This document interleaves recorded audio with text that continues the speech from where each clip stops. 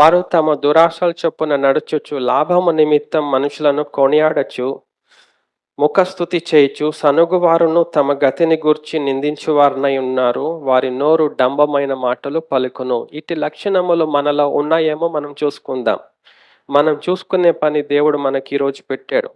ఇది భక్తిహీనులకు ఉన్న లక్షణములను, భక్తిహీనులను గూర్చి హెచ్చరిక ప్రభు చేస్తా ఉన్నాడు. భక్తిహీనులు ఎవరంటే సంఘములో ఉన్నవారు. భక్తిహీనులు ఎవరంటే దేవుని బిడ్డలలో నుంచి బయలుదేరిన వారే. భక్తిహీనులు ఎవరంటే ప్రభు సన్నిధిలో జీవించిన వారే. భక్తిహీనులు ఎవరంటే ప్రభు సముఖమునందు ఆయన వాక్యములను, ఆయన మాటలను వింటూ ఆయనను వెంబడిస్తూ ఉన్న వారే.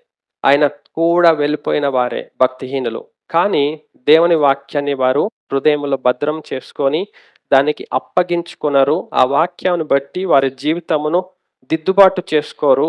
వారి తప్పులు సరిదిద్దుకోరు, ఒప్పుకోరు, విడిచిపెట్టరు. వారు భక్తిహీనులు. అట్టి వారిని గురించి ఇక్కడ హెచ్చరిక ప్రభు చేశాడు. వారికి గాఢాంధకారం భద్రం చేయబడి ఉంది. వారికి నరకము, అగ్ని భద్రం చేయబడి ఉంది.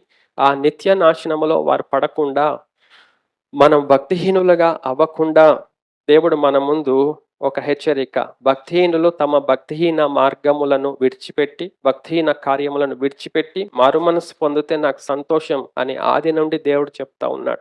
భక్తిహీనులు నశించుట, వారి చనిపోట, వారు నాశనం అయిపోట నాకు ఇష్టము కాదు, నాకెందుకు ఇష్టం అంటున్నాడు దేవుడు ఆది నుండి. వారు మార్పు చెంది మారుమనసు పొంది వారు భక్తిహీనతను వదిలిపెట్టి నా వైపు తిరిగినట్లయితే వారు బ్రతుకుదురు ఆత్మీయంగా.